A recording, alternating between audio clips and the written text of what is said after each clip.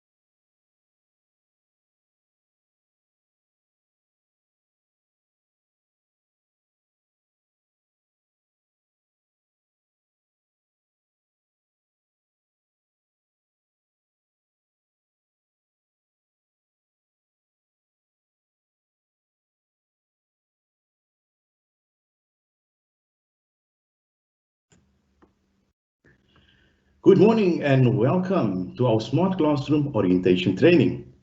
I'm Thabit Ishmael from the WCED e-learning. Thank you all for joining this live event.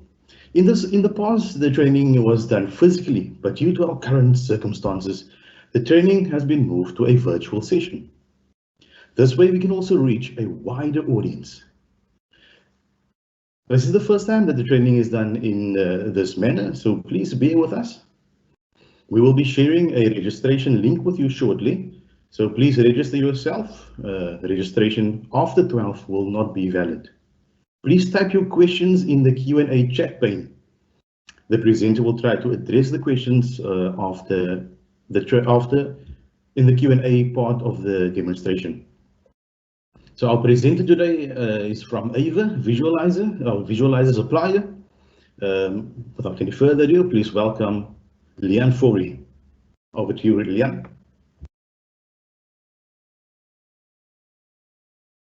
All right, thank you very much, and good morning to you all.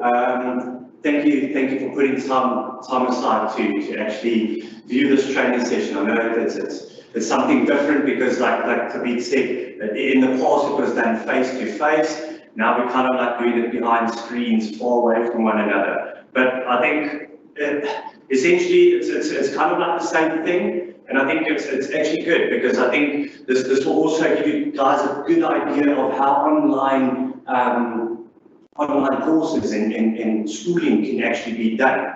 All right, so I think just to break it down to you guys quickly, what we're going to be doing today is basically covering all the components that make up your smart classroom in your classrooms. All right, so we're going to start off with how to connect your computer to your projector.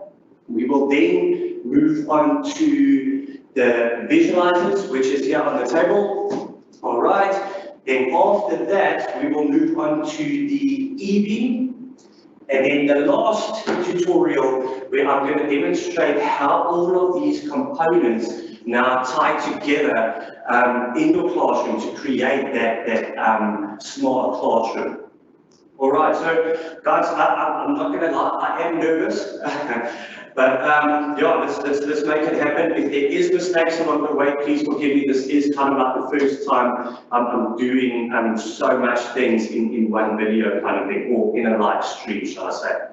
All right, so I think without wasting any further time, let's jump into how do we connect our laptop wirelessly to our Epson projectors. So what you guys can see here is basically I've tried to duplicate a classroom environment. I think the only difference here is my projector is mounted on the table, whereas your guys would be mounted against the ceiling. But that doesn't change anything. Everything remains exactly the same. Okay, so I think first things first, let me disconnect from the projector because we are going to do this with the projector off. All right, so I think step number one, when you walk into your classroom, your computer's obviously going to be on. Liam, apology. Can you just please share your desktop and then we continue with your presentation? Yes, sir. Thank you, Liam. Apology for interfering. No problem. Sorry, sir. Right. Okay, guys, sorry about that. All right, so like I said, step number one, and it's the most important one, is when you walk into your classroom. All right, the first thing you're going to do is obviously turn your computer on and your projector on. So watch what happens. When I turn my projector on, I'm now going to zoom into the screen so that you guys have a better view of what's going on over here. So when you turn your projector on, your projector will automatically route you to the projector's homepage. All right, so what the homepage consists of is some functions which you guys can, there is documents which we'll share about that. So it's further settings and stuff like that. But most importantly is your input sources. So we've got HDMI, video, all of that, and you'll see that it's all grayed out because we're not connecting with any of these cables. We are actually going to connect wirelessly, which the projector refers to as screen mirroring. All right, so when you do turn it on and your screen mirroring is not selected, you can simply use your remote. So the up and down buttons, you can simply use those to toggle between the various inputs until you get to screen mirroring. Once you get to screen mirroring, one can simply hit the enter button or the OK button. It's in the center of the little arrows. Once you select that, what happens is the projector brings you to a new screen. Now what this screen is displaying is your projector's identification. All right, so number one, we've got a display name. So my projector's display name is that EB9E2ABF. All right, these display names and connection mode can be changed. Again, there will be a document shared with you guys on how to change that. Just a little tip, why one would want to change that is in the case where you've got classrooms obviously next to one another, and what could happen is you could potentially connect to the classroom next door. So what you'll find is you connect it to the projector and you don't know what's going on, but in actual fact you might be connected to the classroom next door. So guys, it is probably a good thing to actually just go and change that name, make it unique so that you know that is your projector. In my case, I've left it stock standard, so that is the factory code for my projector. All right. Then we've got connection mode. Now, connection mode, I think to explain this a lot better is when you connect to a Wi-Fi network, you've got your Wi-Fi name, and then you've got the passcode. Now this is basically exactly the same. So just picture this as your Wi-Fi name that you want to connect to, and then if you've included a password on there, you will have to put that password in order to connect to the projector. I haven't done so, it's still standard. So the next step you'll see, I wouldn't have to put in that password, it will automatically connect. All right, so now I think we move on to our laptop, because what we're going to do now is we have to find this projector via our laptop in order to connect wirelessly to that. So let's jump over. I'm now going to share my screen with you guys. Right, because there is two ways that I want to show you how one goes about connecting to your projector. So, right, I hope you guys can see my screen, so it's basically just my desktop. All right, so I'm now going to zoom in my camera. Let me just have a look. I wrote it down here.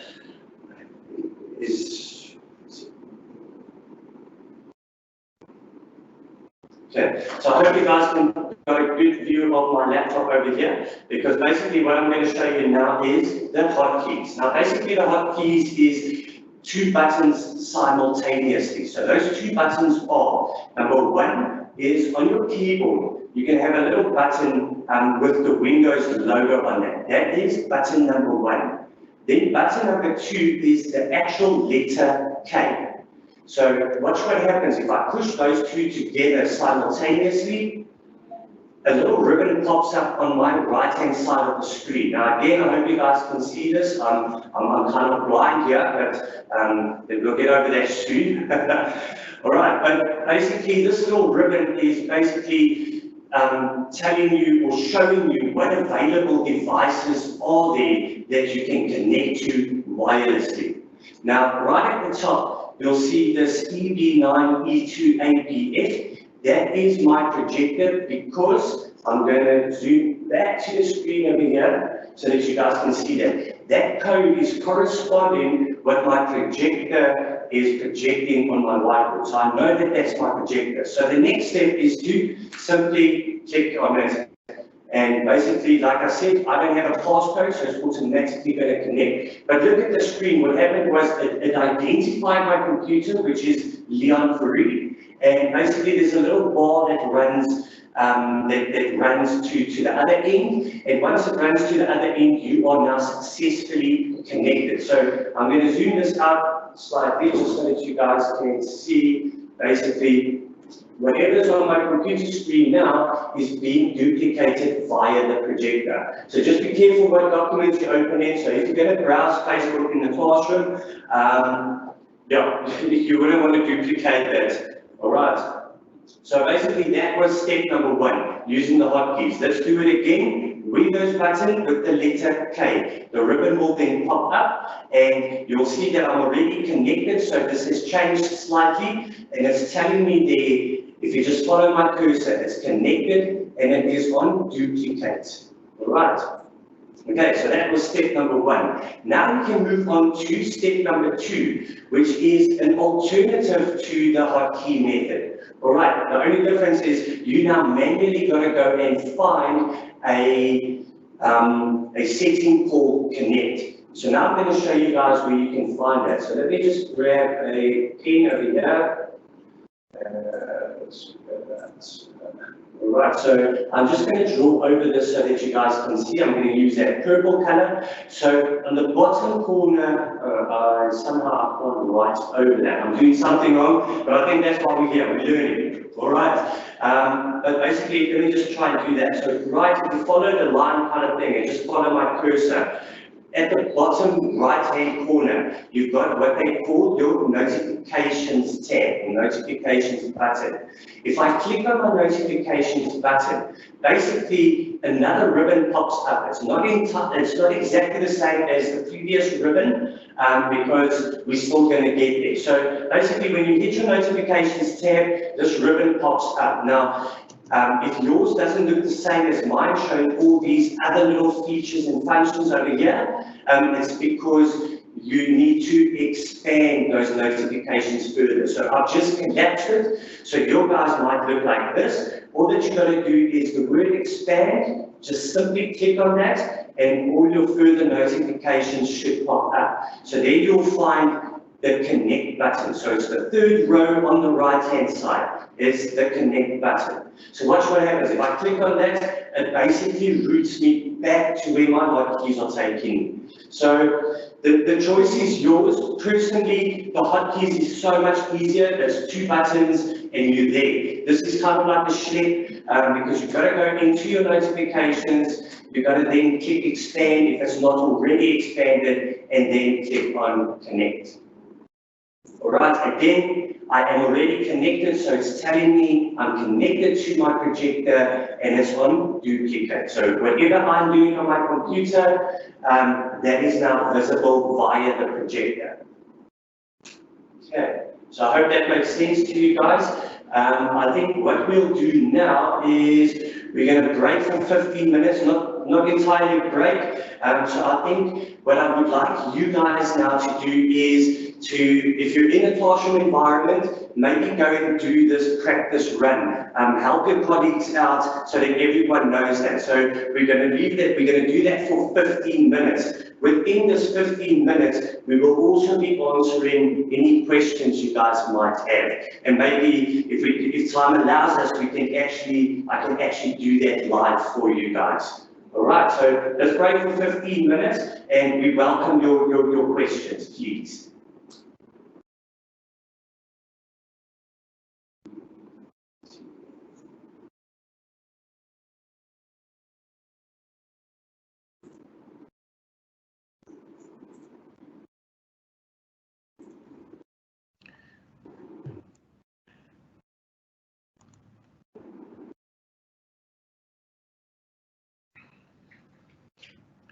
Yeah, so Liam, now at the moment there's not any questions regarding the connection. So I think the teachers are just busy quickly practicing.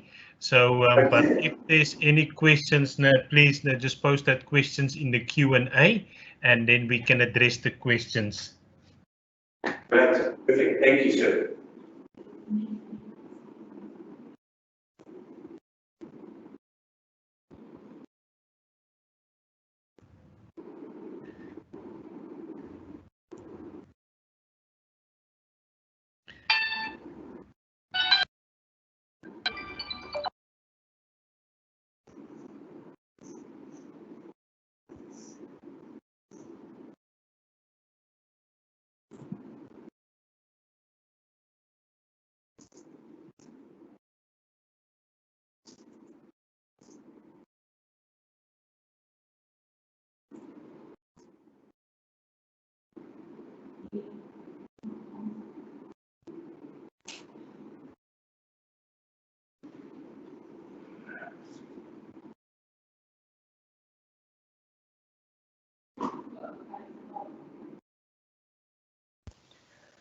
We've got a question.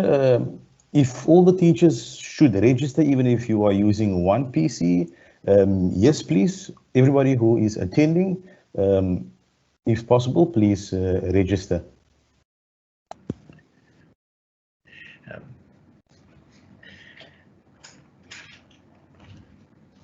What I'm going to do quickly, I'm going to share the opening slide again. There's a QR code, so if you're more than one teacher please take out your cell phone, use the QR code, scan the QR code, and you can do your registration. So I will just share that presentation again.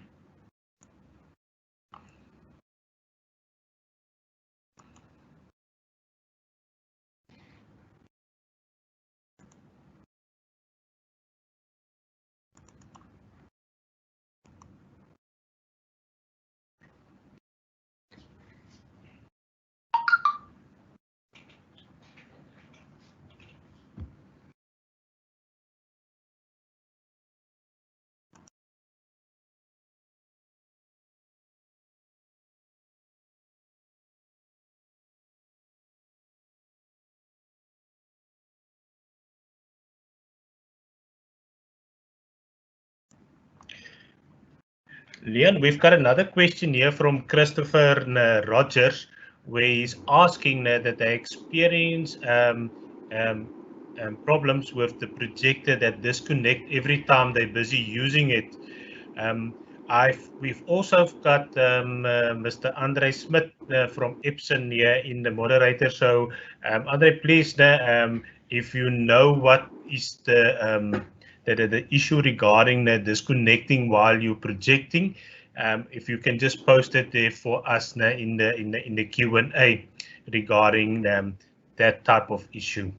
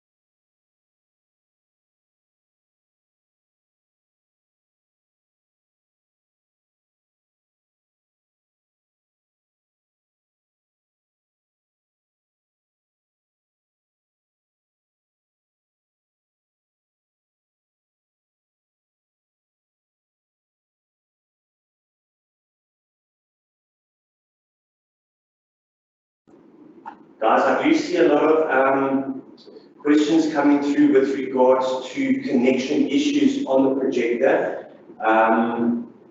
We will attend to that. I think the chaps from Epson would be able to give us more detail surrounding that.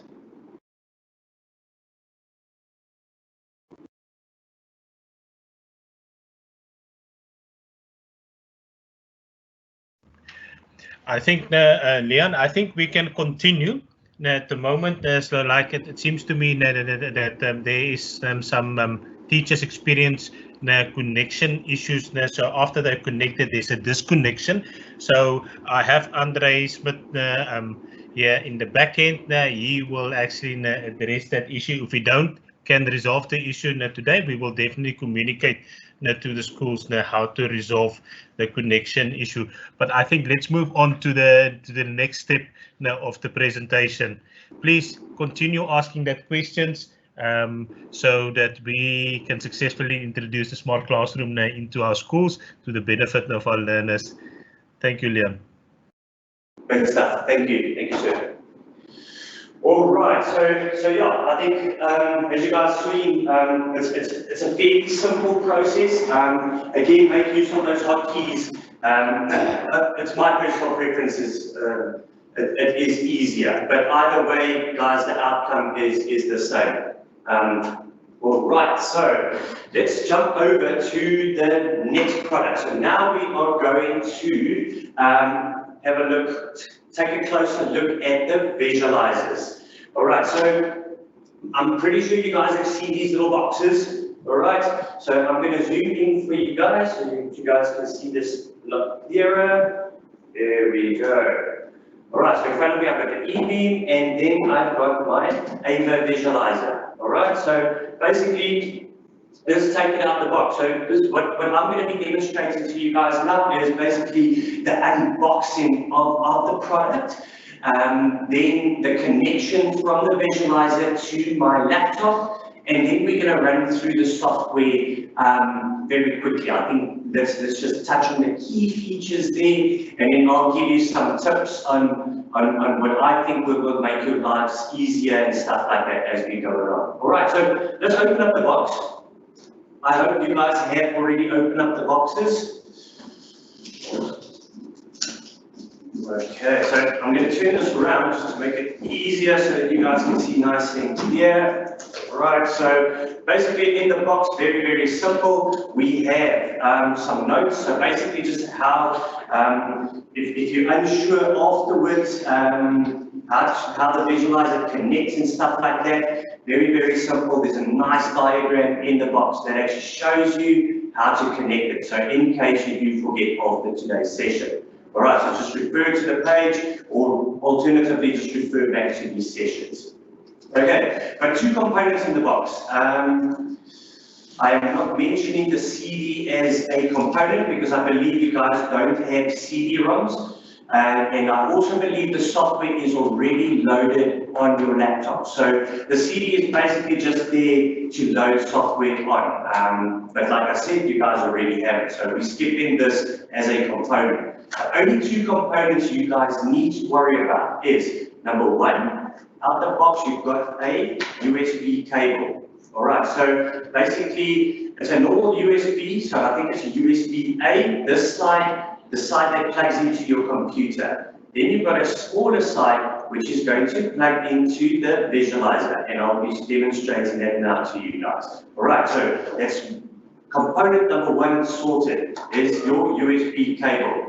Now we can move on to the next component, which is indeed the visualizer. All right, so basically it's all folded up in the box. I'm just going to pop the box over there because we won't be needing that now. But basically this is my visualizer. So two components, I've got my cable and my visualizer. So very, very simple. You'll see that on the side is it's like a little latch over here. You guys can just see that. Basically, what one needs to do is, if you pull that out, the camera head actually pops out of the actual housing of the base of the visualizer. All right, so how I recommend placing this on the table is basically how I'm going to place it now. So if you pull it all up, you'll see that it actually bends over like a scorpion tail kind of thing. All right, so you can pop that down on your table. So my recommendation to you guys, and this is a tip, make a note of it, is the best way to place your visualizer is so that you can read the word AVA in front of you. Right, so the same way I've got it set up here, this is basically what your workspace should look like. So you've got your laptop and then you've got your visualizer next to you on the table so that you can read the word AVA. Right, the arm then pops up, like I said, like a scorpion tail, and again, it's user preference as to how high or low you want to bring that camera down. So what I'm going to do is I'm just going to zoom out a little bit more just so that you guys can see the arm as well. Okay. All right. Okay, so like I said, extend the arm, it bends over like a scorpion tail because you want to see what is underneath the visualizer now. So this camera should be above whatever you want to have to see underneath the visualizer. All right, I'll show you guys that now when we move over to the software. Okay, so now the next step is to secure a connection from your visualizer to your laptop. All right, like I said, the one side of the USB cable will plug into your computer, so that's the big side. That's this normal standard USB cable, which we're all familiar with. All right, that plugs into your computer. So let's just swing this over, which you guys can see here.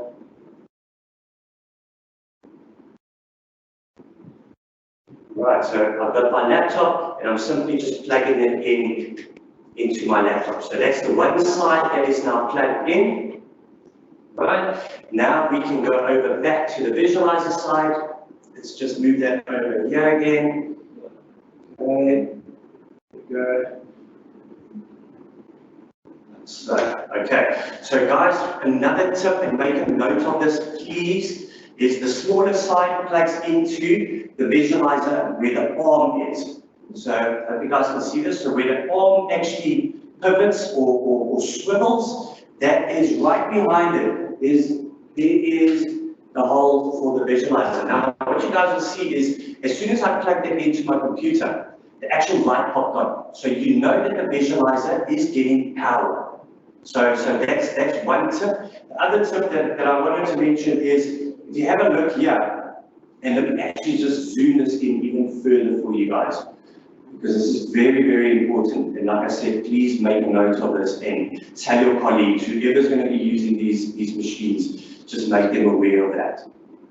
Okay, so there you guys can see the visualizer, the cable is actually plugging in behind this little arm. Now watch what happens is, if you bending this arm over too far, two things is going to happen. You are either going to break that little piece of the cable, it's going to snap off completely, or worst case scenario is you're actually going to damage the PC board inside there. So which means it's going to be sent back, we're going to repair, and then you have downtime with visualizers. So just be very, very careful of that. So what I normally do is, and I'm going to zoom back out here just so that you guys have a better view. So that what I normally do is, I basically push it to just where the cable is, and then I leave it there, and I actually extend my arm. So I extend it to its highest position, and the reason for that is, if you extend it to its highest position, you will always get a portrait A3 sheets, paper size, underneath the visualizer, and then you can make use of your digital zoom. All right. Alternatively, if you do need great quality, again, just be careful not to bend it far. So just hold it and break that cable, and you can always bring the arm or the camera head down closer to the actual objects that you've got underneath. Right, that's what we refer to as manual zoom. Okay, so let's place my visualizer again, like I recommended. I'm going to get rid of this little box over here, because now what I'm going to be showing you guys is we're going to do a little demonstration in the software. So you guys should have a visual feed on my screen shortly. My apology, Leon. Can you just please share your desktop again? Oh, sorry. I thought it was full sharing with you. I do apologize about that. Perfect, thank you. Right. Okay, so I'm now going to zoom my screen out completely so that you guys got this entire classroom view over here. I must say my projector is also disconnected, and I see an error code 0035. So guys, just make a note of that. This is what I'm getting on my side. But I will be connecting now again. I'll just reconnect to that. So again, let's just recap that. So it's quick and easy. Windows key, letter K. I've got my projector in the list over there. I'm now connecting to it. Just have a look here. It's actually good that this is happening, because then you guys can also see that, you know, this. You just got to remain calm and actually just reconnect or just carry on. Okay, so I hope you guys can see my screen now.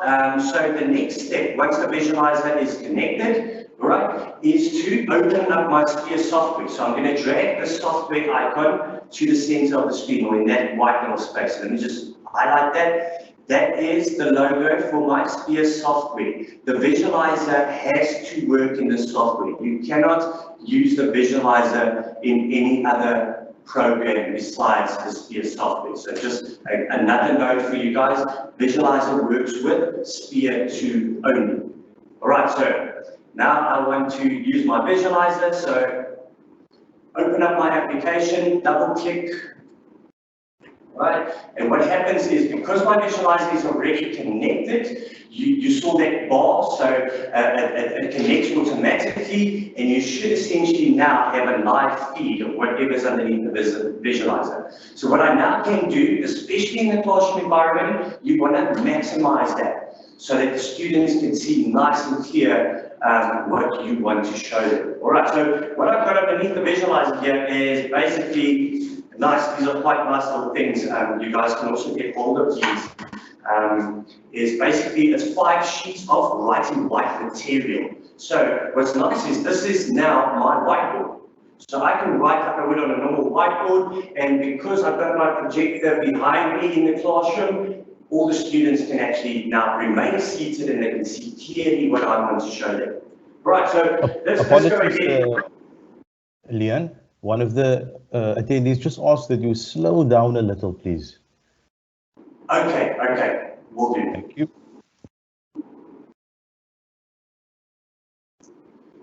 All right. So basically, like I said, this is now my whiteboard. So I can now go and write how I would on a normal whiteboard. So you still got my camera view, so you can see the screen behind me is duplicating what I'm doing underneath the visualizer. So for instance, if I want to draw a 3D cube with dimensions, because we're going to work out mass and stuff like that, basically I can now go and grab my marker, and I can now go and just grab this. So I can now go ahead and, like I said, write like you would on a normal whiteboard. Let's add in broken lines at the back as well, just to give it a 3D looking feel. All right, so now we can add in dimensions as well. So let's go and add in, let's make that 2 meters. We'll make this side over here, we'll make that, let's go 4 meters. And then the height will go 1 meter. All right, so now I've drawn my little cube over here. And now we're going to jump over to some of the functions within the software. So guys, I think the easiest way for you guys to see what I'm doing is to follow my cursor. So now I'm going to start at the bottom left-hand corner, that blue and purple little circle over there. These are all my camera controls. So watch what happens. If I click on it, another bar pops up over here. All right, so within this bar, just to run through the features quickly, we have a pause button. So I will demonstrate all of these to you guys. We got a pause button. We have this little eye then next to that. That eye is autofocus. So the same way you would use your cell phone when you take that perfect selfie, basically you want to get it nice and crisp. So exactly the same. Watch what happens when I click it. It adjusts the lens slightly and it then focuses. So you would use that function in the case where the students stop you and say, sir or ma'am, I can't really see, it's blurry. You can simply go and hit that little button and it should then autofocus. It's very rare that you're going to use that button because the visualizer will constantly adjust as per the lighting environment and then whatever you're shown underneath the visualizer. All right, but in the case, like I said, if it's blurry, there's 2 ways. So I can either hit the little light button, the eye button over there, it should then autofocus, or on the camera head, and you guys will see this. If you guys have the visualizers out with you, grab one, have a look at it. On the head itself, you've got 3 buttons. So the middle one is a LED, so you guys will see I'm turning it on now, so it's on. If I hit it again, it's off. Then next to that, you've got a button which is AF. That is niet om iets af te sit. It is for autofocus. We've had clients before telling us the visualizer doesn't want to go on because they're actually hitting the AF button to turn it on and off. All right, so and then the other little button on the camera head is a screenshot, which we will get to. Okay, so let's run through the camera controls quickly. So now we have our 3D cube here, which we've now drawn because this forms part of our lesson today. So firstly, what we've got is a pause button. So this is quite a nice tool. It's one of my favorites. And how this can be used is when you want to focus on something, or that will allow you as an educator time. So let's say, let's use a typical scenario here. So I've drawn this cube. I now give my students instructions to go and draw this cube in their book as well. So instead of me having to wait for them now to copy this information down as per my diagram here, I can hit the pause button, right?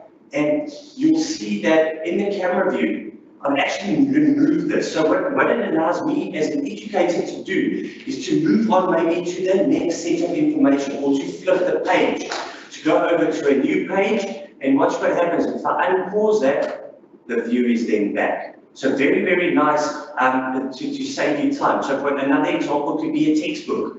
where you want them to copy down information out of a textbook, you don't necessarily have to wait for them to finish in order for you to carry on with your duties.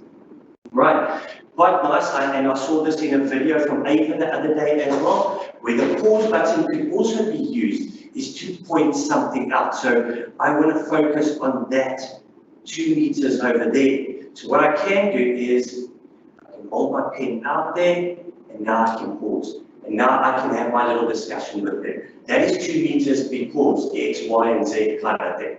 Right, so that's another way that I've learned recently how to use that pause one, is to actually use your finger or an object to point something out, and it will remain there.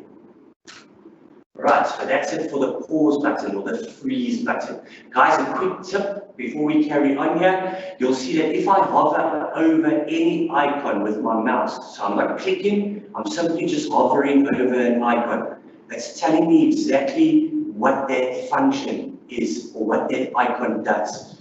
So now let's move over to the next one, which is that magnifying glass with the plus sign.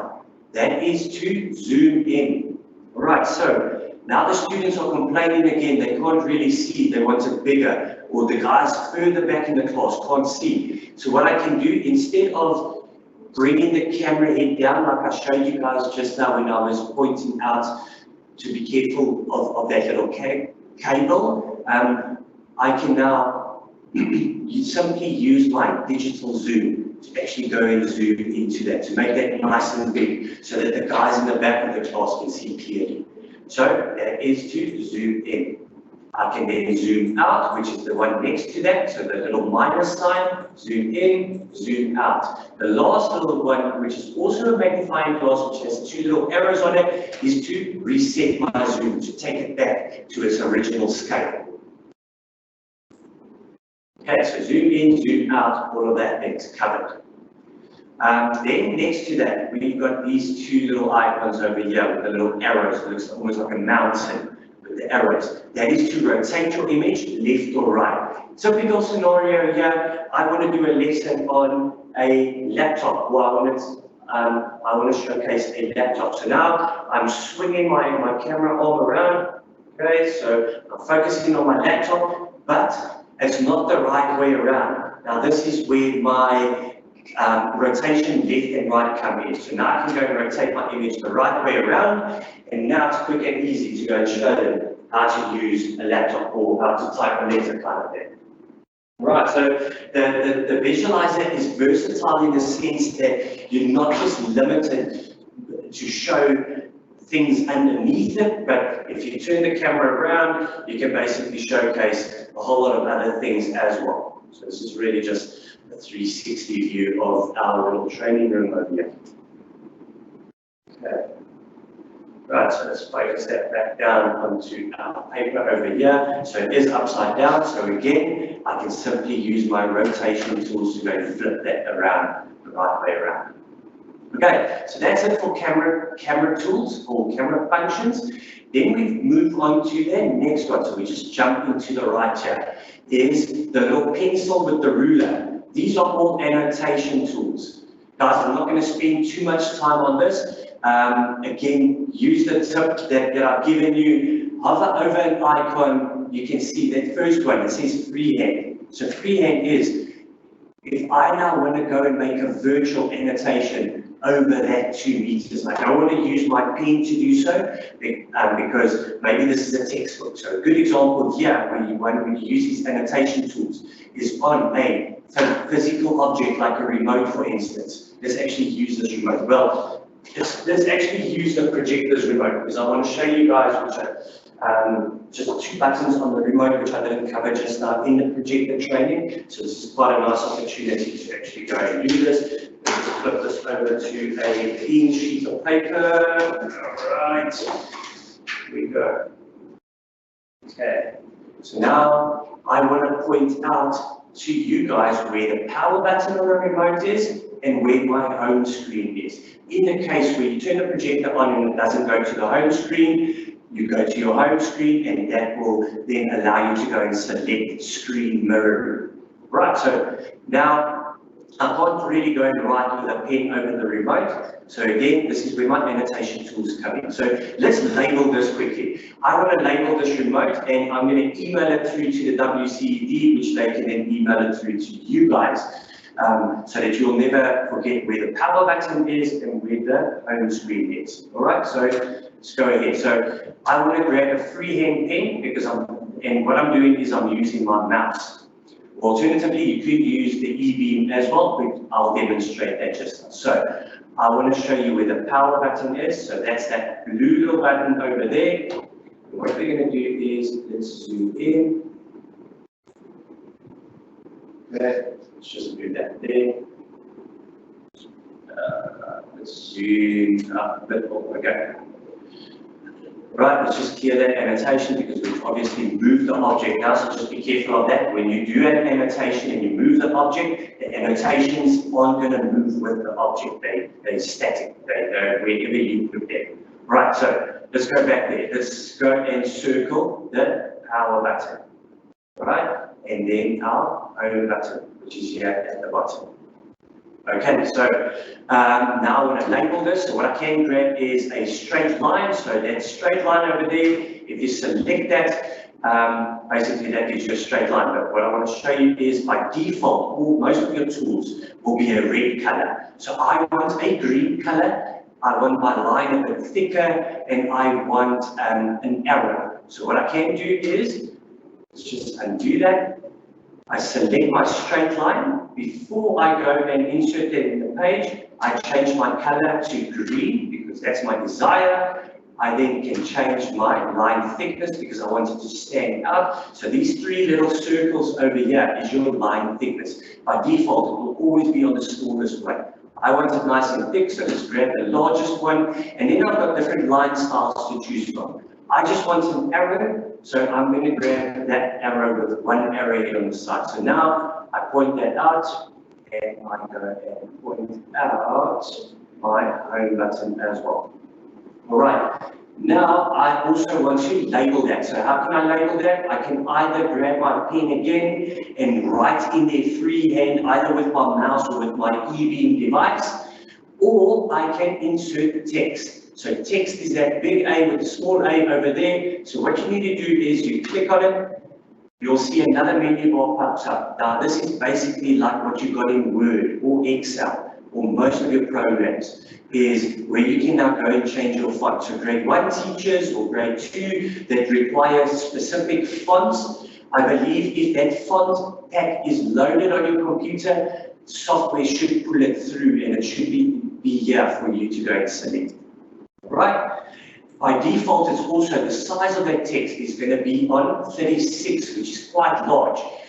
So I'm going to bump that down to 24, and then I'm going to make it bold. I'm going to put it in italic, and I'm going to underline it. Once you've selected and you're happy with your settings, you simply just need to go and click anywhere on the page, because now you're going to insert your text. So let's label this quickly. Now we go power. All right, now I want to label the bottom one. So same process. It's already still selected my text, so I simply just need to click here at the bottom. So I've got power, and then I've got my home page. All right. So now I've included that on the page, which is nice, but it's not exactly where I want it to be. It's not in line with these little arrows. So what I can do is go back to my annotation tools. And that first little icon with the arrow and the little square around it is my select. So what select does is it allows you to select absolutely any annotation that you put on a page and go and manipulate it and move that nice and center over an object if it didn't come up properly. And the same with my text. Click on it and drag it. I can now drag that. Let's put that nice at the top there, and let's drag this in here at the bottom. All right, now I can also take it a step further. So to make this power word and the home word pop out and grab attention, I can now simply also go and throw in a shape over that. So shapes is that shape little icon over there. If I click on that icon, basically I've got a duplication of 4 different shapes to choose from. So let's go ahead with the circle. So the circle, the grey circle over there, is a shape with a fill. The white one is an outline of that shape. Right, so let's go back, because I don't want to circle, I now want to go and put a nice box over my text. So what I'm looking for is a square, and I don't want it to be a fill, I want it to be an outline. So I select the white one. Now I click and drag over that. So now I can put that nice in a box, and that just makes it pop out a bit more. Right, so that's one way how one can use the shapes. If you've made a mistake, let's say that circle wasn't supposed to be there at all, or you want to basically get rid of it because it just doesn't look good on the diagram, what you can do is use your eraser. So that blue little icon over there, if you click on that, nothing happens. You simply go and click and drag over whatever it is you want to remove. Okay. Alternatively, if you want to clear the entire page, the little broom there sweeps everything away for you. And then lastly, you've got your undo and redo buttons. These two little blue arrows you'll see. If I hit the undo, the redo will be available for you. So if you did make a mistake, you can also use this to just go back and bring stuff back there. Okay, so that's it for my annotation tools. All right, recording a video. Basically, if I wanted to record this entire thing now, where I've included all these annotations and stuff showing me where the power button and the home button is, what I would have done, what I should have done, is I would go to my recording first. So the recording is your movie little icon. I don't know what they call that, but that is my recording section. So if I click on it, I've basically got some options to choose from over here. The first one is to start my recording. The second one isn't active now, that is a pause button. So that will only become active when I start my recording. So typical scenario here again is you at home busy recording a lesson for your students, and the dog all of a sudden comes in the house and starts barking, and there's a huge racket in the house. You can simply hit the pause button and then escort your dog back out into the yard and then carry on with your video. So when you come back, you hit the pause button and it will carry on recording. So you don't necessarily need to stop a recording and then start over from scratch kind of thing. Alright, so that's where the pause button is.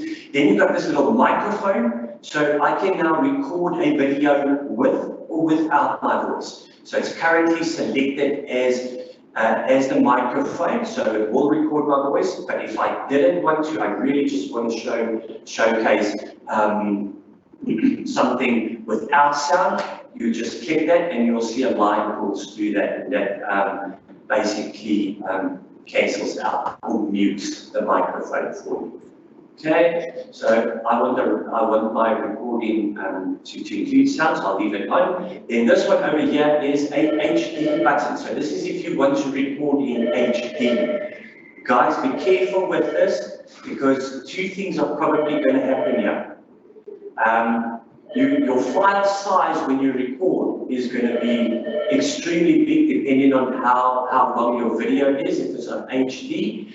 Or your computer might not be able to record in high definition. So it's going to try, but what's going to happen is, because your computer doesn't have enough RAM, or that your computer's using up a lot of resources in the background, because you've got Facebook open, you've got YouTube running, and all of those things.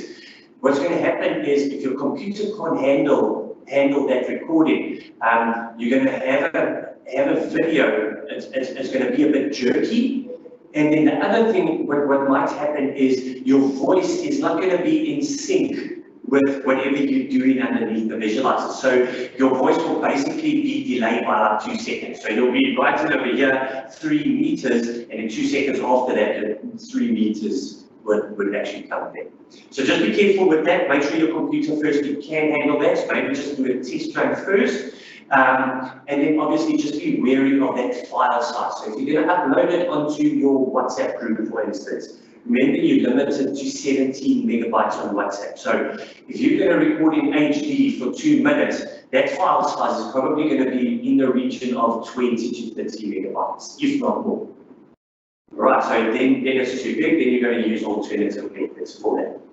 Okay, then the last little icon over there is slow motion. So if you click on that, you've got various slow motion options for you. I don't want slow motion, so I'm just going to do a normal recording. So let's do a test run here quickly. So let's get rid of these annotations because we will add in something new. And I now want to record this video. So I hit the record button. Watch what happens is here at the top left-hand corner, you got this little record button. It flashes red and blue the whole time. So that's an indication that it is recording, just a tip for you guys there. And then here at the bottom right-hand corner, you've got your time. So that shows you how long your recording is going on for. Right, so let's go and label this manually. So let's grab my pen. So I'm doing this just so that you guys can see the speed at which I record it. So here I've got my home button, and then I've got my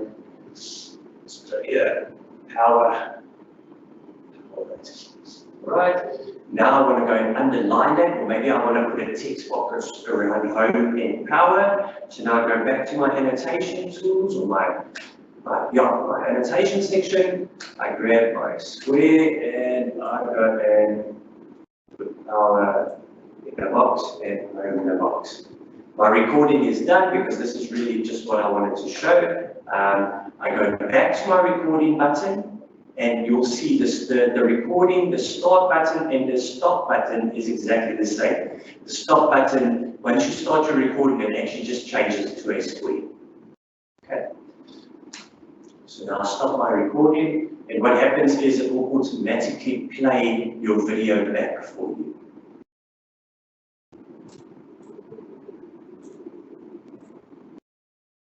Okay, let me just fast forward for you guys, but there we go. That's where I initially started with the labeling process of the remote.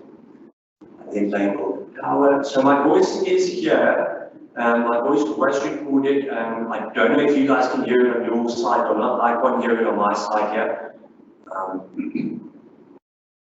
But don't play around with it, but it will include your voice because the visualizer's got a built-in microphone.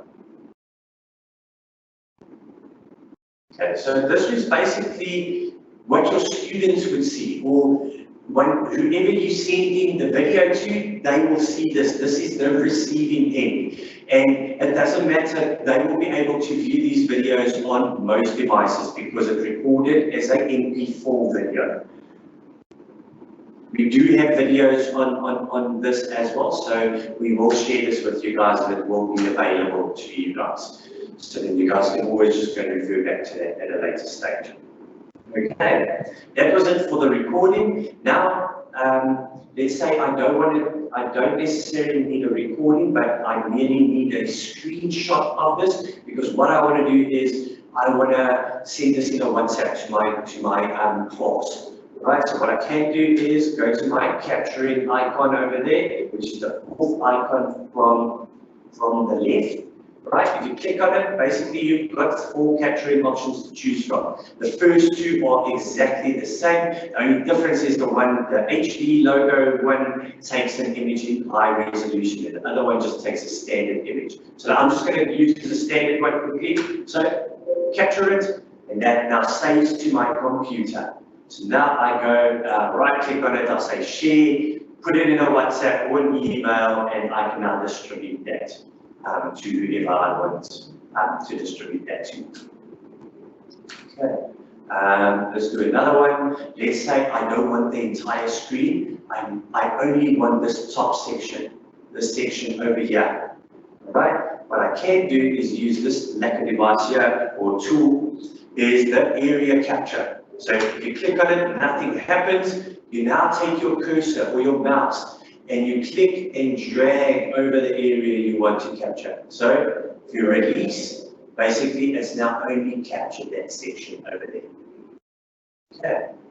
Right, just some info for you guys as well is when you do take a screen grab or a screen capture, it automatically copies to your Windows clipboard. So I want to show you guys something really, really cool is let's say I want to put a test together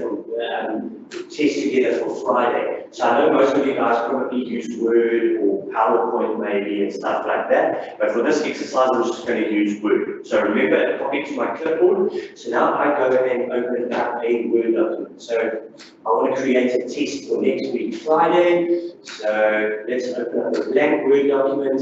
I will now insert a heading. So let's go next week, Friday's test. All right. Now I'm going to include that little screen grab that I've just taken. So watch what happens is I can either use my hotkeys, control, the control button with the letter V, or I can now right click and paste my image. And that is now in my Word document. And I can go and resize that, manipulate that, move that to the side. And I can also go and include this is the remote. All right.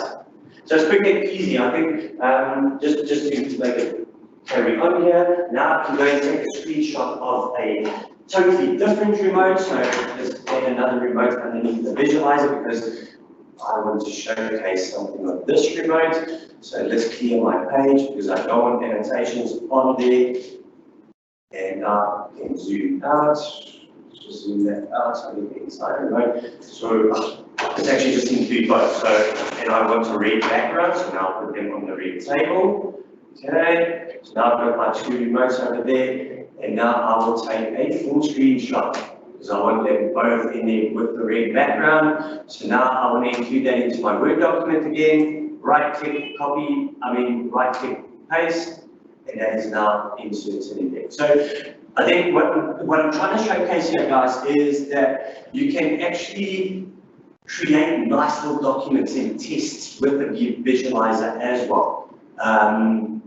And what's nice is if it's all in one document, it's probably easier for you guys at the end of the day to go and find data or to manage it in terms of keeping everything together in one page. Because next week Friday comes, whether this is a test or just a lesson, you've created your own little workbook here now. So you're basically just scrolling down and emphasizing and touching on whatever it is that you want to touch on. All right, so that's basically just a sweet idea of how you can use that tool or function. Thank you, Leon. Can we go to the questions and answers? We've run out of time. Sorry, we're running out of time. Yes, sorry. So one of the questions here, should the PC pick up the visualizer when plugged in? And what if the PC says visualizer not connected? So I assume the visualizer is picking up automatically. Yeah, so the first way to check is your visualizer getting power? So when you plug it into your computer, does your little light on the visualizer come on? Sorry, I wanted to show this to you guys, but does the light on the visualizer come on? If it comes on, the first that's the first fault finding test is if it comes on, we know the visualizer's got power. So the USB port on the computer is definitely working, it's applying the visualizer power and the visualizer is working.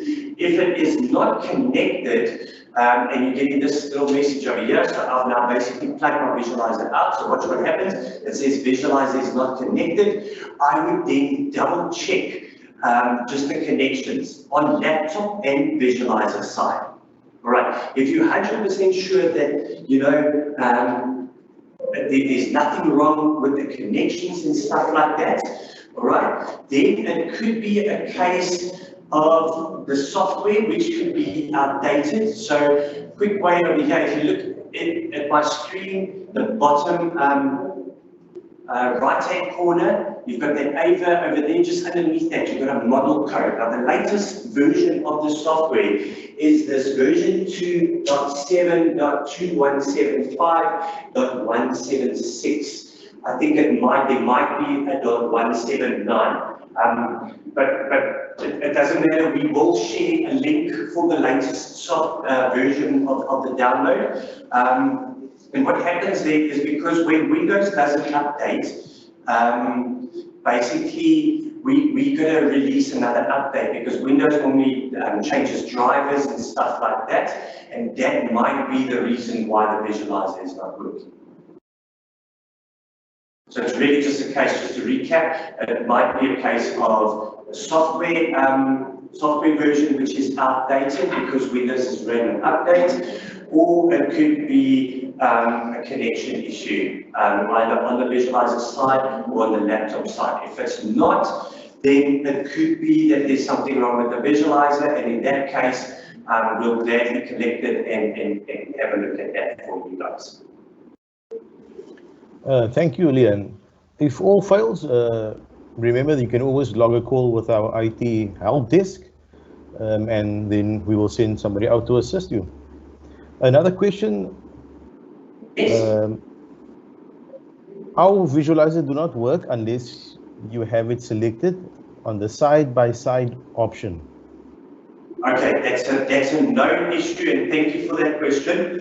It's going back to a software issue. So I know in the past we've had that issue, so I can definitely say it's a software version issue. So it's on the old software, and the new software will rectify it. So what happens is your webcam is not working, or I think your webcam works, but your visualizer doesn't pop up, or it only works in side-by-side mode and not in visualizer mode.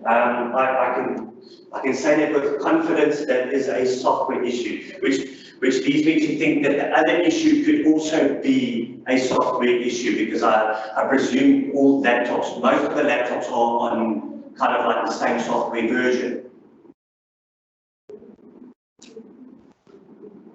Okay, where are the videos stored by default?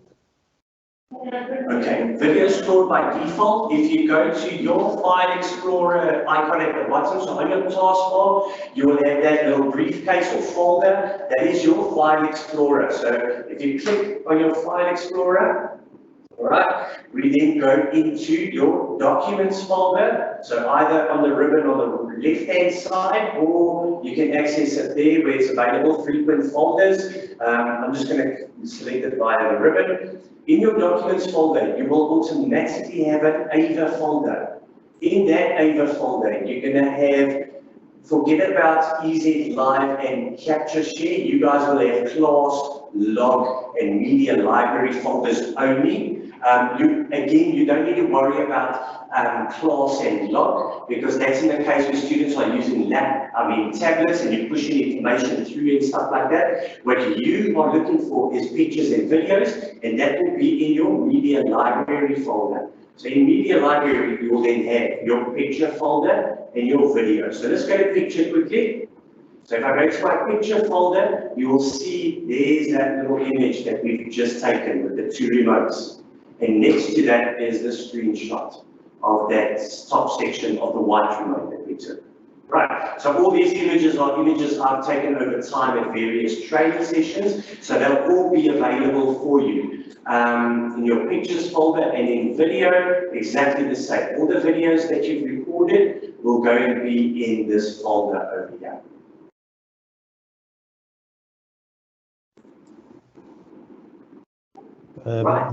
There's another question is also just about the connection, and you've explained that with regard to the software update. Yes. And yes. Another question, just to share the link. Okay, 100%. Yeah. So we'll share the download link. So once you click on the link, it will be a direct download, and it will download the link for you guys. I think the best way to do this, I don't know how you guys are going to do this, or the teachers able to do it themselves, or is there policies in place where only your IT guys can do that? Because what I would recommend is actually removing the old software. So let me show you how one could actually do that, and why, and I'll tell you why I recommend that. So if you go and right click on your little folder, on your icon, your sphere icon, and you go open file location, there should be an uninstall. I'm just going to have a look at it. Okay, I'll show you guys another method. This is probably better. All right, so if you go to your search tab at the bottom and you type in programs and features, so I'm just going to type in programs. You'll see that in your search results, add or remove program settings comes up. So if you click on that, it'll basically take you to this page, so apps and features. And what you could do is just scroll down until you get to your Sphere software. That I go past it now, I don't know. Good, let me just go back up here. Oh, sorry, so it's not called Sphere, it's called this A+ suite. You'll see it's 324 megabytes, your size might be different depending on what version software you're on. But if you click on that and you click on uninstall, that will successfully remove that version of the software. So with the download link that you guys would receive, you would simply download that. Once it's downloaded, you will run the installation process and your new version will successfully be installed on your computer. The reason why I recommend doing it this way is just to make sure that all the bad bugs in the software is removed, so that when you install the new software, basically there's none of that old corrupt files and stuff like that still there. Thank you, Leon. I think we've run out of time there. Just a reminder, if you do struggle, don't feel free to contact the IT help desk and ask them for re-imaging, and the new image will sort out all the issues that you have. So feel free to contact our help desk, and then if you need any technical or assistance in that regard. A resource pack will also be shared with the school, so we will share a link to all the resources and guides. So if you do have any issues, you can always refer back to the resources and the videos. Thanks. Guys, I just want to check quickly, so are we done with visualizers? Can we move on to the e-beam? Yes, please, yeah. Okay, yeah. So I think we did take quite a while there. Guys, before we move on to the e-beam, we do have pre-recorded videos, which basically covers everything which I've covered with you guys now. It is available, those links will be shared with you all. So go and view that in your own time. You know, you can view that on your smartphone or whatever, because we've actually loaded them up onto YouTube. So at any given time, you guys can go and refer back to those videos. All right, so that's visualizer done. We are now going to unbox the e-beam. All right, I'm going to make use of my camera again. Let me just have a look here. Let me see that I do have the right one. So, okay, so it's all here. Okay, so this little box over here, which looks with, I think you guys, the box should look identical to what I've got over here, is the e-beam. All right, so let's open this one up quickly. I'm just going to grab this little box over here just to tilt it so that you guys can see the angle should be good. All right, so when you open up the box, basically right at the top, you're going to have your receiver. Right, so this is your receiver, and I'll explain how everything works. I'm basically just going to pack this out on the table here, and we will go through each of them individually. Okay, then if you remove that little plastic section at the top, underneath that, you then got this other little compartment. So within this compartment over here, you've got what they call a battery pack, right? You've got your cables, and then you've got various adapters. So you've got a USB little adapter, like a same way almost some identical adapter to how you would charge your phone, and then you've got NIPs, which I'll explain now. You've also got the software CD. Again, I don't think you guys need to worry about that, seeing that the software is already loaded on your computers, right?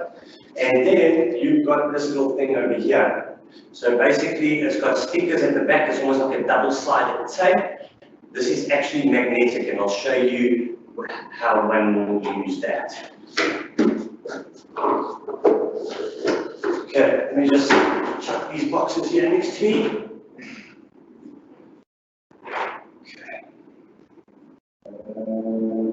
Just going to zoom in even further so that you guys have a good view of all these little components.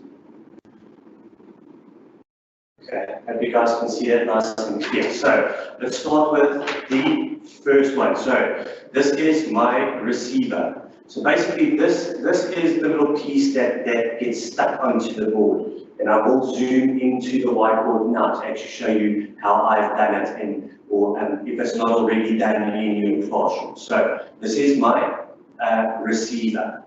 I then have this little device next to this. You'll see it's got a power button on there and it's got actually lights. So I'm going to turn that on for you guys quickly. You see I've just turned it on. This is my battery pack. So how this works is your battery pack, your receiver, you'll see there's a little charging pin over here. Just be very careful when you do plug this in, because it looks like if you're going to bend it in a way, you're actually going to break that point completely. So on the receiver at the bottom, you've also got the input for that. So basically how it works is these two, the receiver just slots into your battery pack. So I just need to check if I go the right way. Yes. Okay. And there is a document available on this as well, which actually shows on how to do that. But basically these two, this clips in. So what the battery pack essentially does is it's providing my receiver with power, because this gets stuck onto your board. Again, we will cover that.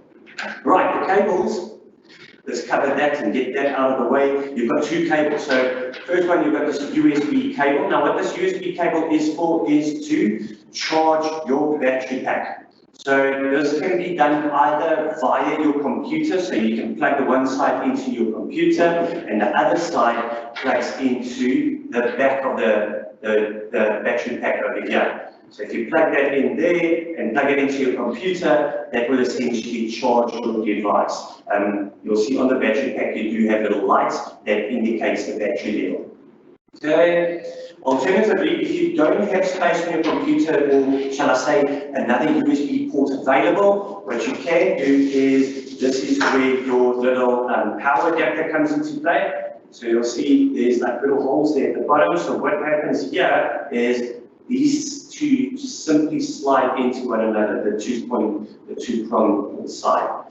So if you slide that in, that's essentially your little charger now. So you can actually go and charge this from your wall sockets instead of your laptop.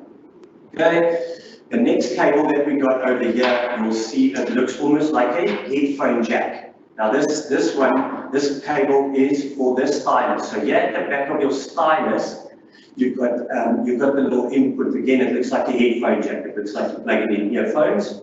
Right, that basically just pops in like so. And again, either via your computer or the adapter available to you, you can now charge that stylus. Okay.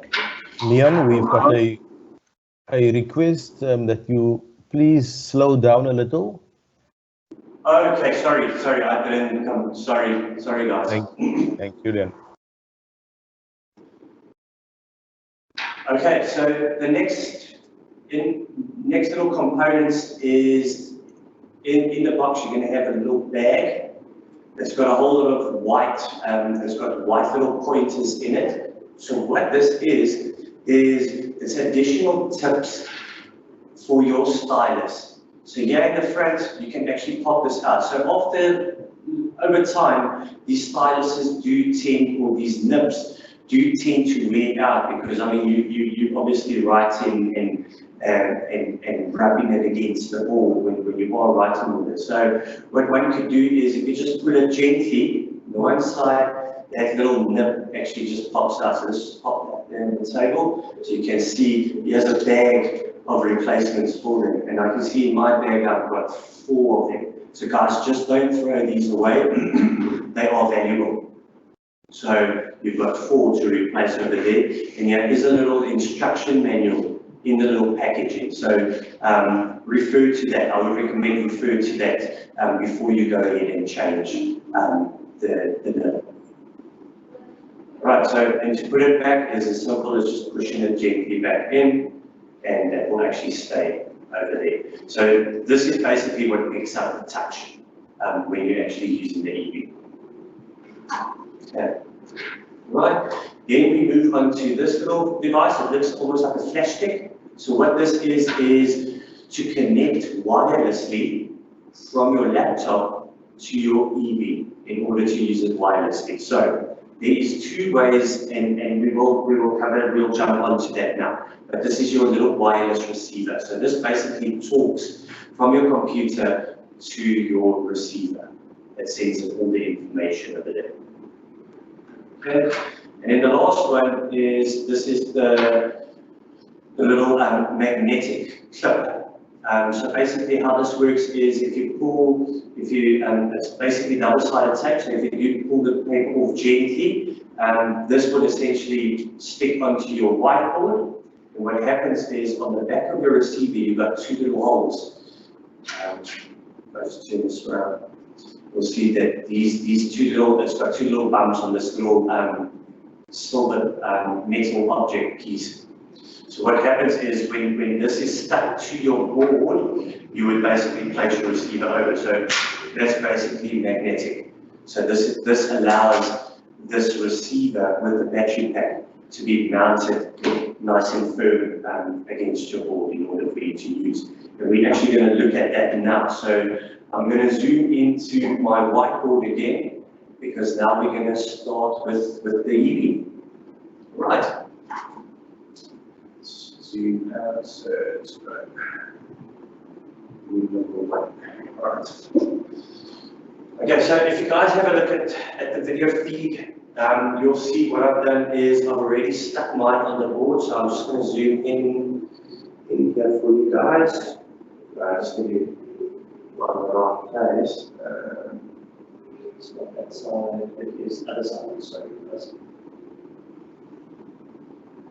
Okay, here we go.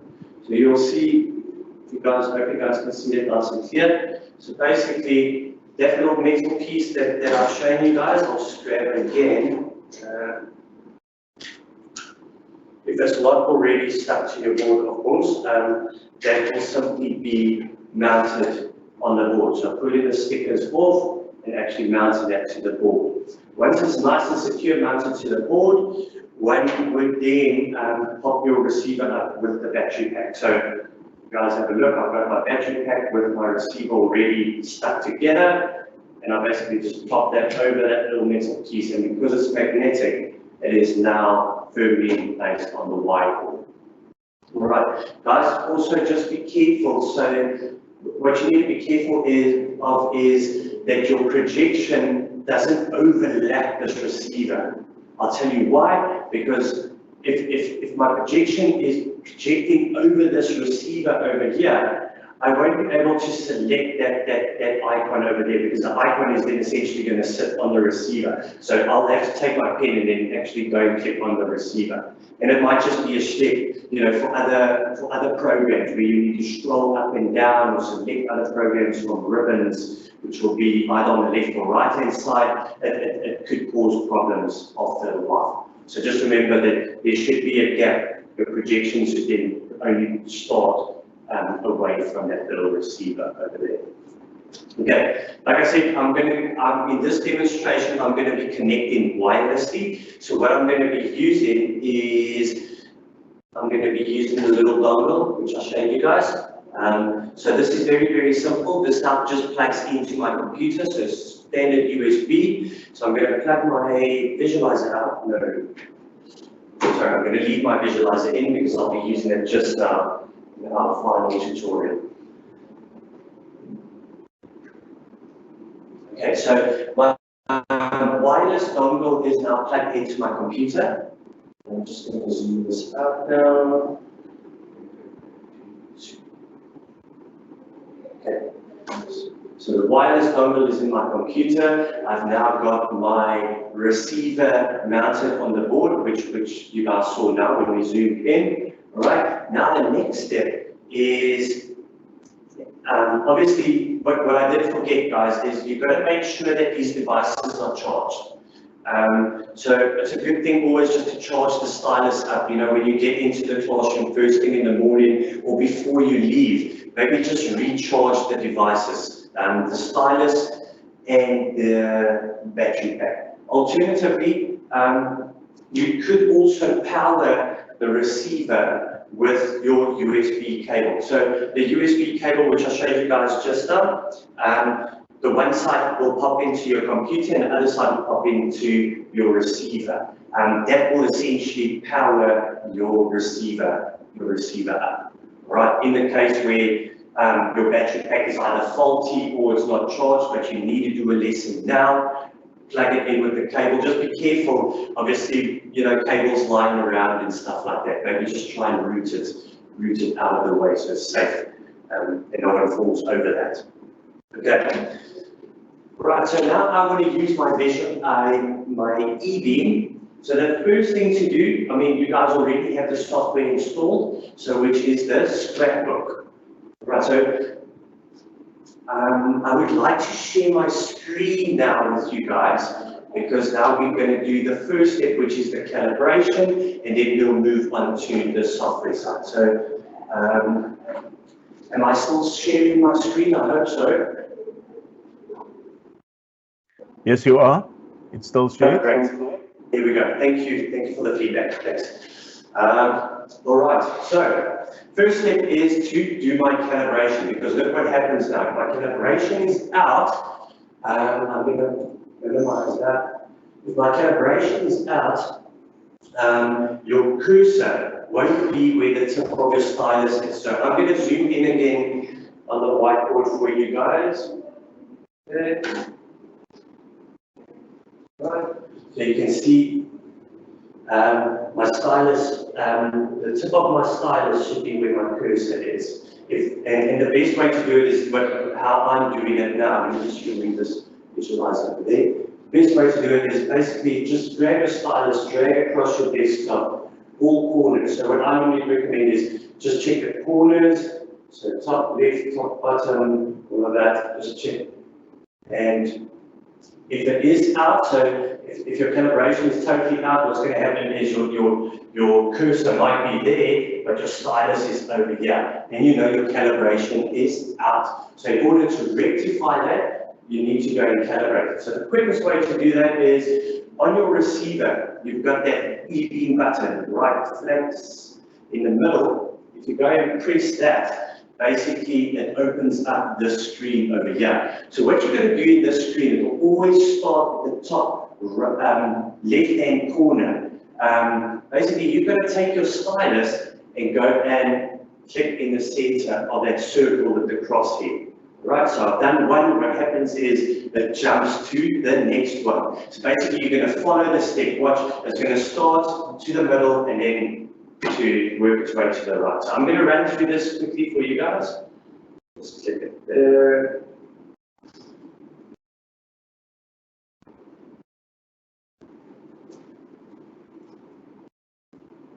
And the last one, this is covering it, but it won't be one over here.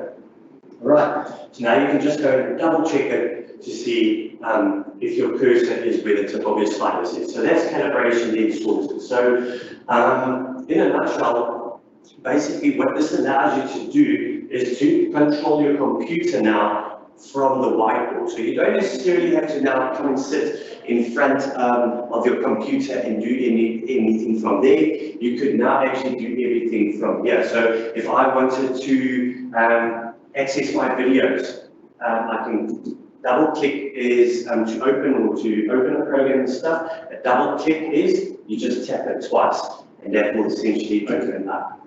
All right, a right click on the stylus, I hope you guys can see this, is a button at the top. So you've got a button with a little mouse over there. That is your right click. Now in order to activate that right click, you just click and hold on the page.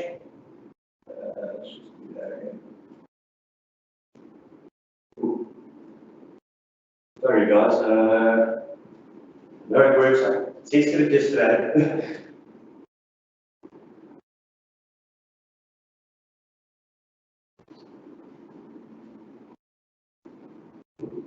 Let me just check on the desktop, sorry guys.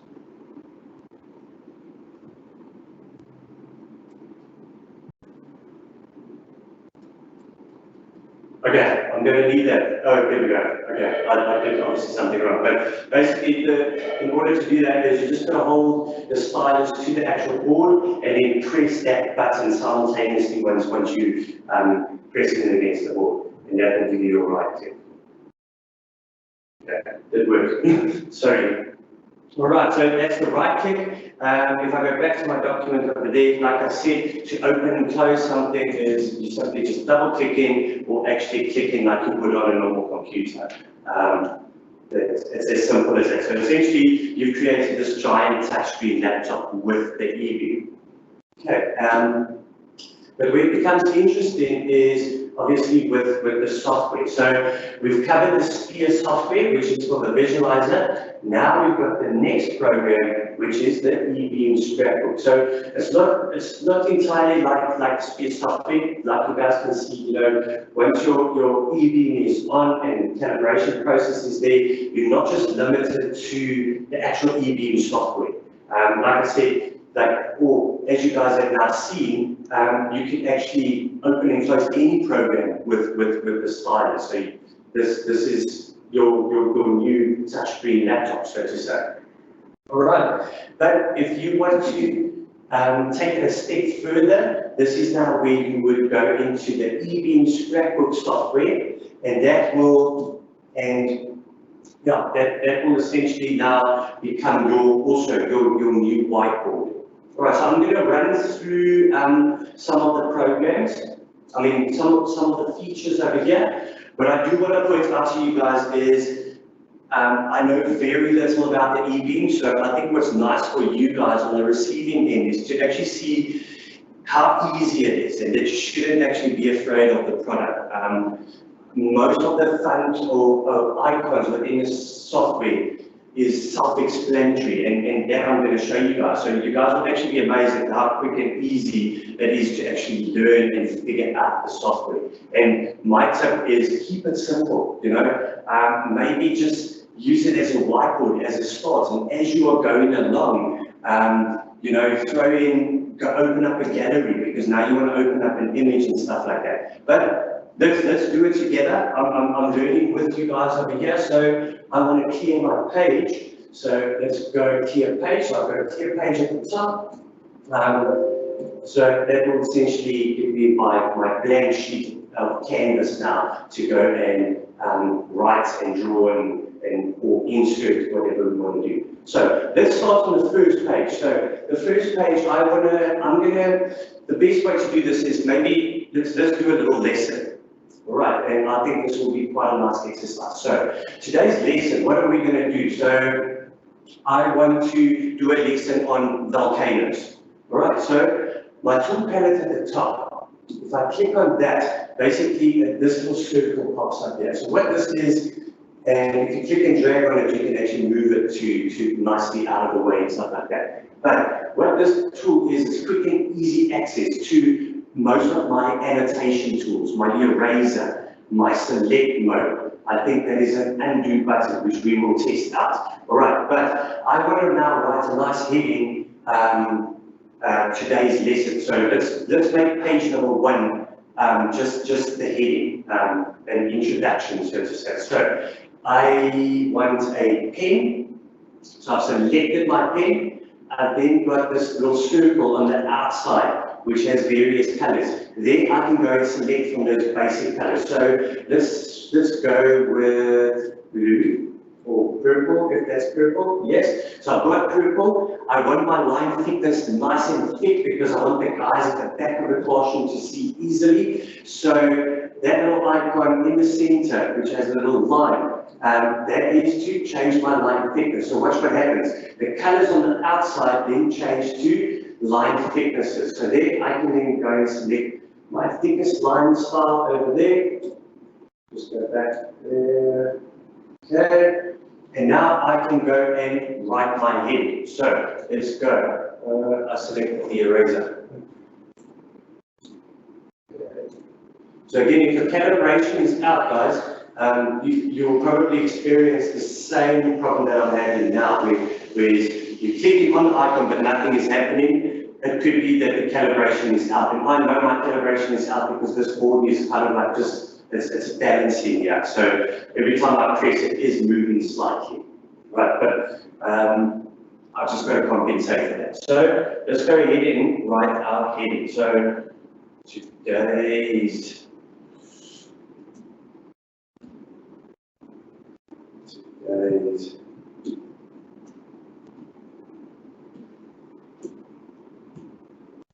lesson. All right, my page is full. I don't want to, I can, if I wanted to, I can go to gallery and I can add in some nice images. I can put some flowers. I can add in some images of volcanoes erupting and stuff like that. It's really up to you, but we're going to do that on the second page because I want my first page just to be the heading. So now I want to include a new page. Basically here on this ribbon here on the side, you've got it's showing you that one page is available. So this is this page. Now I can add in a new page. So the little green plus button over there adds in a new page. What's nice is you can always go and toggle back between these pages. So now second page, we want to insert an image. So let's go to images.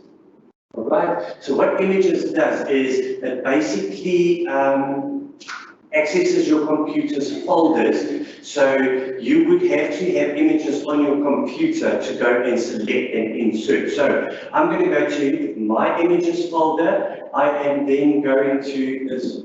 Okay, I know we said we're going to do it on volcanoes.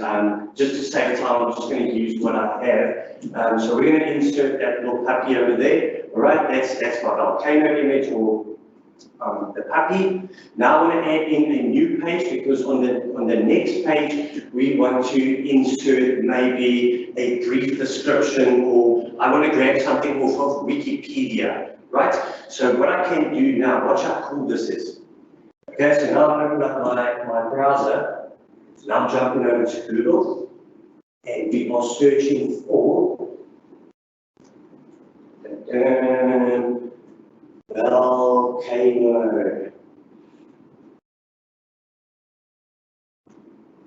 I hope this isn't going to give me the headsets. Okay, great.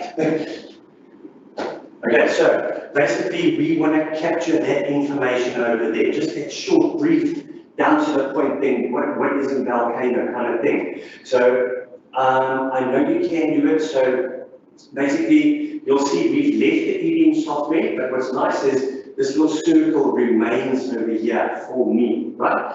So I want to just capture that information. So what I can do is I click on that little icon over there, which is my capture options, and it says to me capture screen, import as an object, or capture a selection. We just want that section, so capture a selection is what we need to select. So I click capture a selection, I click go, nothing happens. Basically what you've got to do now is click and drag over that area.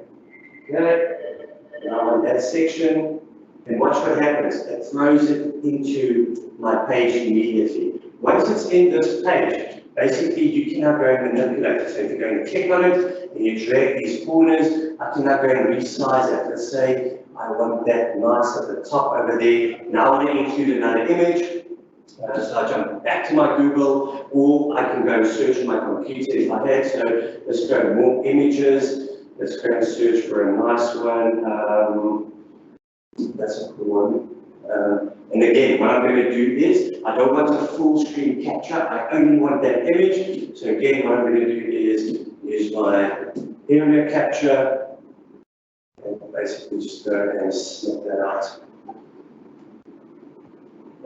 And that will also then throw that in. So I think what I'm just trying to show you is that these lessons could be created like this, so page for page for page.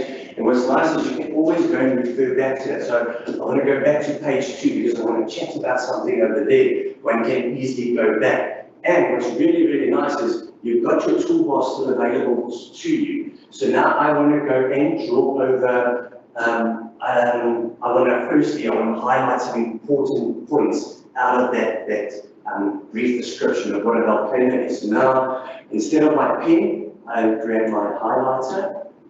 I think just on the heading, I actually use the highlighter, not a pen. But we'll use it again, and I want my color to be yellow. And my line thickness, I'm going to leave as that. So what's nice is now I've got my highlighter, so now I can go and use my highlighter. Volcano, and now you can go and highlight important notes. Or you can grab your pen, because now I want to point out certain information over that image. You can easily go and write over anything. So let's grab my green color, and now I can say, okay, that is the base, kind of like, and you can actually just go and draw.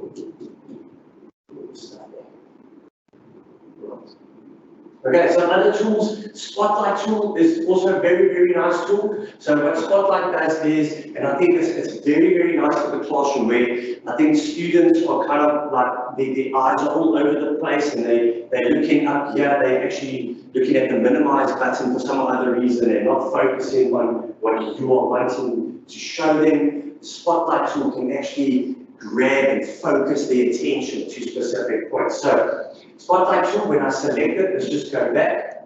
Spotlight tool is there at the top. So Spotlight tool, basically it grays out the entire area. You basically just go and click anywhere on the gray area and you can actually go and move that spotlight around. I think if you click on the actual, on the size of the spotlight, I think you can resize it. I'm just not too sure, guys. There will be a document available for you. I actually went through that very quickly, and it does actually explain all these tools and stuff like that to you guys. But what I do want to show you is also the button next to that can also be used to go and change your transparency settings. You can change to large. Oh, I think I found it. So if you click on that, you've got your sizes there at the bottom. So you've got small, normal, and large. So let's go large. Okay. Guys, again, it's just my collaboration that's out. There we go. So we've changed that. We've increased the size slightly, and now I want a rectangle. So I can change it to a rectangle, and I can also change my transparency settings. So let's make it, let's go to 20% transparency, because I still kind of want an idea of what's going on in the background, but still have my focus point over there, which is the little spotlight. Right, so most of the functions you'll see, and this is how I also learned most of the software, is most of the functions have additional functions within them. Like for instance, let's use that spotlight tool as an example. You're choosing a spotlight, but you can always change it from a circle to a square. You can change the size, you can change the transparency. The same goes with the pen. You can change the color, you can change the line thickness, you can change the line style. So if you wanted a broken line, one can easily select that. Okay, do text, sorry about that. So if I want to include text also on a page, let's just say I prefer text because it looks a lot neater and it goes with the flow, which I've currently already started with over here. If I click on text, what happens is nothing happens. You basically just have to go and click on the page to where you want to put your text. Automatically, your on-screen keyboard will also pop up. So what's nice about this is you don't need to run back and forth between laptop and screen kind of thing. You can actually type it in right here. So let's just go test. You can include that. You'll see all of these tools. I'm not going to go into too much detail over there, but again, very much similar as your Microsoft Word, where you can change your font. You can center your words and center it, change the colors and resize it as well. Let's say that word didn't come out exactly where I wanted it to be. What you could do, you're still in select mode. If you go and click on it, click and drag, and you can now move that to the right position where you would like that. Remember, the annotation tools very much similar to what Sphere, how it is in Sphere, is virtual. So it basically stays, it's really just covering, it's overlaying whatever you want to draw over and stuff like that. But if you move the object, the annotations will remain there. What one can do is, and I'm going to try this out, I'm challenging myself over here, is you can lock objects.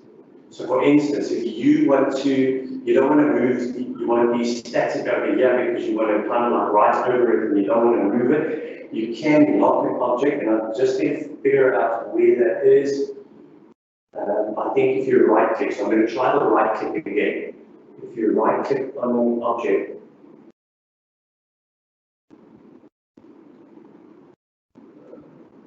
guys, I'm really struggling with the right click. However, I'm just going to do that with my mouse. So if I right click on it, what you'll find is there's a whole lot of settings as well, what one can change. So you can copy that image. Say you want to. So if I want to copy that, I can paste that there on the page. Now I've got two images on the page. So basically clicking and dragging them. If I right click on it again, there's your lock. So you've got your lock. So if I select lock, watch what happens. I cannot move it.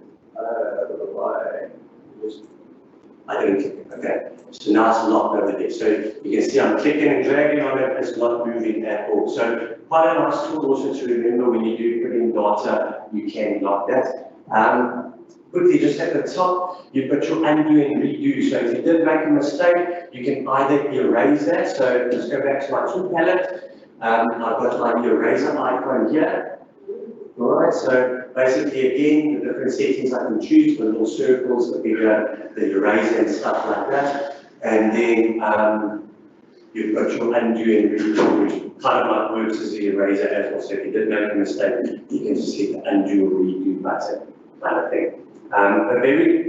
Quite another tool which is quite nice is your cover sheet, because what's nice about this is, and I think nice for maths, and I'll use maths as an example here, is it blocks out the entire page, but if you go and click and drag up or down, I think left, okay, it only moves up and down.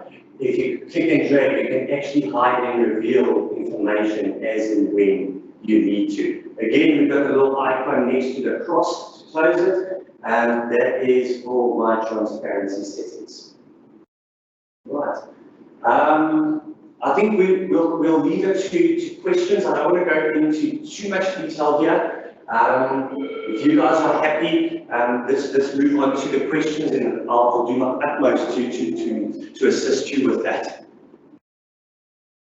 Thank you, Leanne. One of the questions here is from Sandra. When I start calibrating, it works on the side. When I move to the middle dots, I'm unable to click on it. Okay, so I'm just using past experience here. I think that might have to do with a ratio issue. So what I mean by that is your computer is running at a certain ratio, and then your projector is running at a different ratio. So your computer might be set to run at 4:3, and your projector is like set to run at 16:9. And I think, and again, like I said, this is just past experience with interactive whiteboards that I've had before, is it basically clashes because you've got two different ratios running, and I don't know exactly why it does that, but it could be a ratio issue. So what I would recommend there, maybe the guys from eBeam could just provide more detail on that, or it could actually be in the documents, is that just check that your ratio on your laptop and your projector are running the same ratios. That might fix the issues.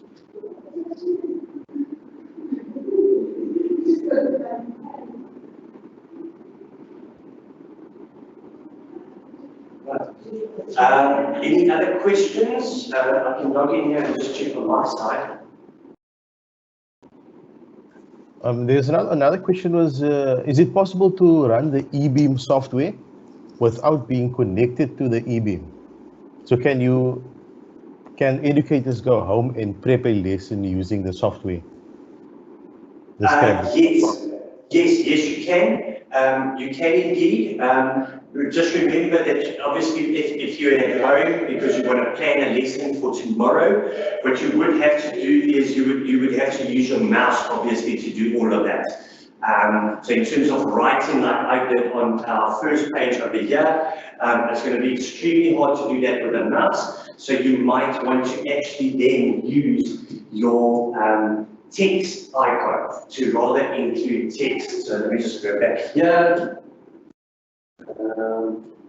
So the text that we included just now, that text, that might be the best way. So go, give it a try, but it will work. Leanne, if we have no other questions, I think we can go to the next session so that we can stay in our planned time frame. Right, okay, thank you very much. Okay, so guys, now we are going to move on to the final tutorial. So just to recap what we've covered is projector connection, wireless connection from projector to, from laptop to projector. That is needed in the classroom because why? The students, that is the display for the students.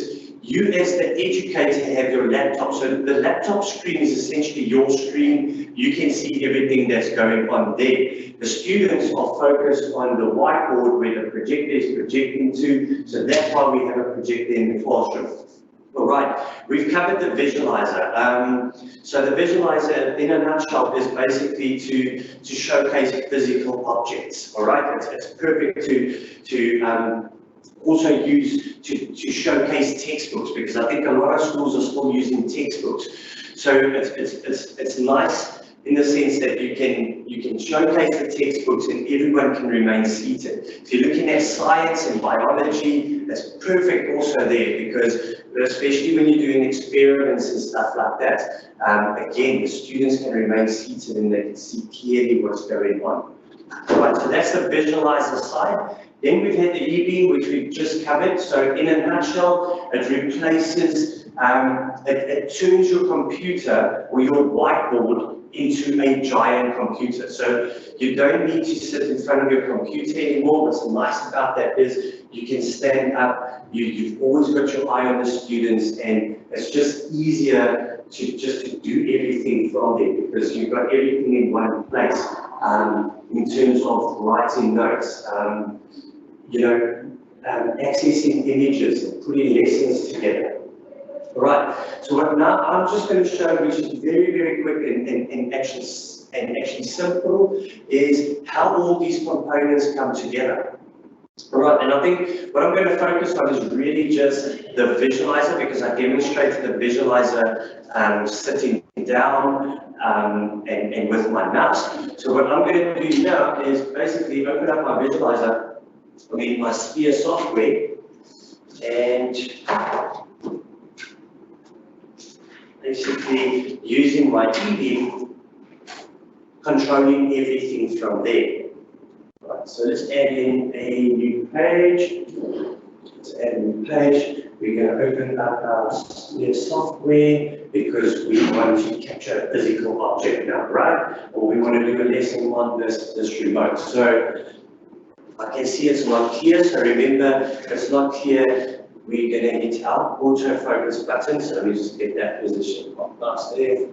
All right, so my autofocus button, again, and really just showcasing everything is now tied together. So I've got my autofocus over there. I want to now go and draw a nice circle around 1, 2, and 3. So quick and easy, grab my annotation tool. It's by default, it's a red color, so I change my color now to yellow. And yeah, I'll leave the line thickness as that. So look how quick and how nice it is now, actually. When you're using your e-beam, you've got basically more control to actually go and write there. All right, so now I'm going to capture this image because I want to go and throw it into my e-beam software now. So what I can do is I'm going to take a full screen capture. Full screen capture. So it's taken that image, it's now saved on my computer. So what I now do is I jump into my e-beam software, the scrapbook, and now I want to include it on this page. So I go to Insert, and I click on Image, right? I know where my AVA folder is, so I'll go and select my AVA folder, I'll open it. I go to my media library, and I go to picture. Right, and then scroll down. There we go. So there's my image. I insert that. So there's my remote. I want to now add another page because maybe I want to include a video of how the remote works. I can then add a new page. And let's include a video. So instead of image, I select video at the top. Right, I go back to my Ava folder or whatever videos you want to include. You'll just obviously go and locate that. I go to video, and let's grab the one which we did just now. Okay, let's include that one. So now I include a nice little video over there, 3D view, and yeah, I think basically that was it. You know, just showcasing. I think what I did want to touch on, you know, all these devices complement one another. So I wouldn't say one is better than the other one. I think together, all these devices complete that class, that smart classroom, whereby, like I said, again, just touching on it, the visualizer is there to bring in, to capture stuff, to record videos and stuff like that. Your e-beam is great because now you're using the visualizer to capture information, to take videos, and your e-beam is where it ties it all together too, in a sense where you now can see, I've compiled a nice little lesson over here. So, I mean, there, I've got my heading. I've just got an image over there. Now I've got a description with key information with another image. I use my visualizer to actually go and grab an object which I couldn't find images on Google and stuff like that of. Then I've got the last one, which is basically a practical experiment, which I've included in the form of a video. So I can then add in another page where I can now make it interactive. So I can now create a little exercise here, whereby I can call students up and actually have them grab the stylus and actually go and move stuff around to correct position. So, you know, I think it's endless as to what you can do. And I think at the end of the day, you really just gotta run with it and just be creative and think outside of the box and make use of these technologies to create those wonderful lessons that you guys want. So yeah, that's it from me, guys. We can do questions and answers, and then yeah, I'll hand over to the WCED.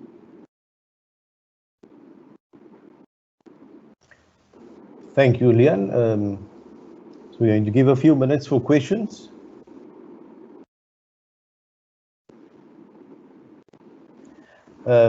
Edward has a comment here. When switching between the visualizer and the e-beam software, the visualizer is blank and you have to jump between the different settings on the visualizer to get the image back.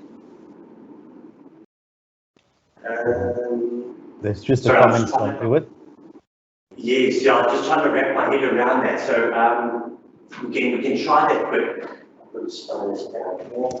So if I understand it correctly, it's basically when switching between the different applications, the visualizer goes blank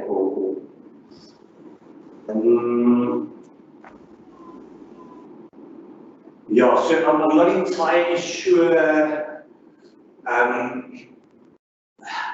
what they mean by that. There's a number of ways that it could happen, because you've obviously got various modes and stuff like that as well. So I think if you guys want to email that through to me, maybe we can definitely look at that. Again, it might be just a case of the software is outdated, and that might be the reason why there's no feed when you're switching between the two. Again, I need a bit more information on that in order just to answer correctly there. Thank you, Leon. I think that is all the questions that we have. If there are no more questions, then I think we can end this session. Thank you everyone for joining. I hope you've Start learned with your something camera, today. please. My camera is on, Gilbert. All good, can continue. I hope you guys can see me. Thank you for joining. I hope you've learned something today and will use the technology in your classrooms to make lessons more exciting and enjoyable for the learners, for our learners. The link to the resource pack will be sent to the schools. That will include videos, manuals, and the recording. So it will be shared with the schools if you joined late or if you struggle to follow. So the recording will be sent to you with some additional resources. Please make sure that you've registered for this training session. Thank you once again for joining, for the comments and the questions. Thank you to our presenter, Leon. Thank you to our producers in the background, Gert and Gilbert. Stay safe and goodbye.